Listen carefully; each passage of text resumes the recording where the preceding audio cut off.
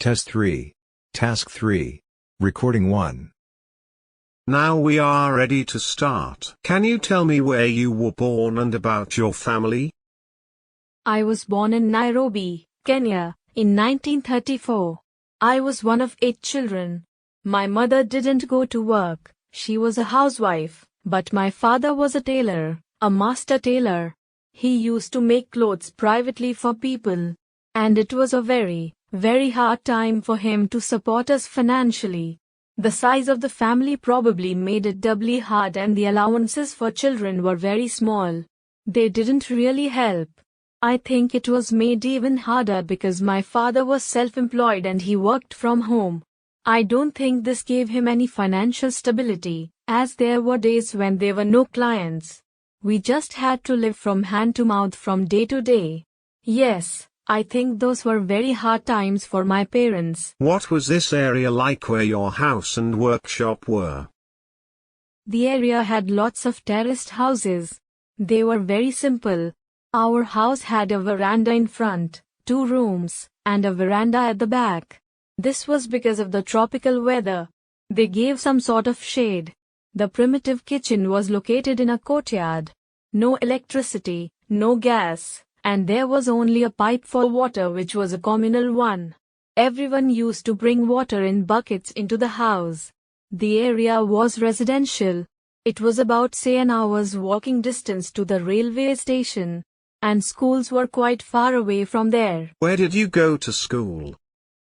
Well, it was one of the well-known British government primary schools with a team of qualified and experienced teachers. It later changed to the Duke of Gloucester School just because the Duke of Gloucester happened to go there as a visitor one day. The school was a very nice place and beautifully designed too.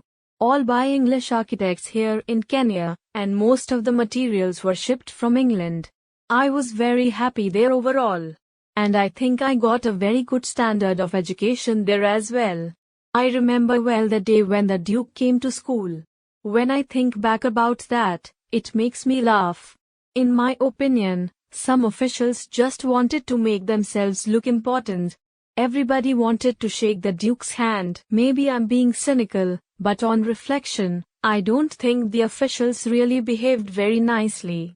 Their behavior was very false, I think. They just wanted to show themselves in a good light. When you were at school, did you learn much about Britain and about London?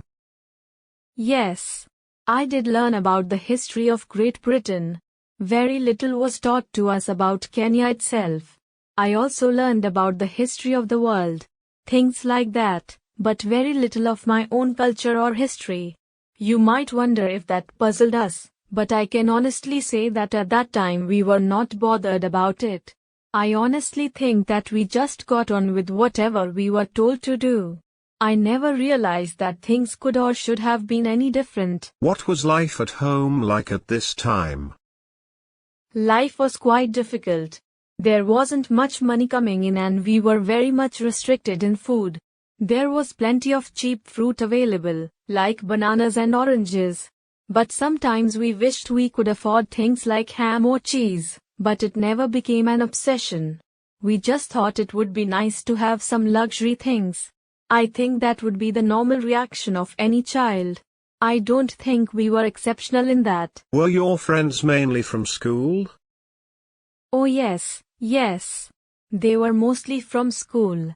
As soon as we came home we used to go out and play until mother got very angry and called us in. I loved that time after school when we were free just to do whatever we wanted. School rules were quite strict, and we had to behave well and sit still a lot. So it was great just to be wild for a bit.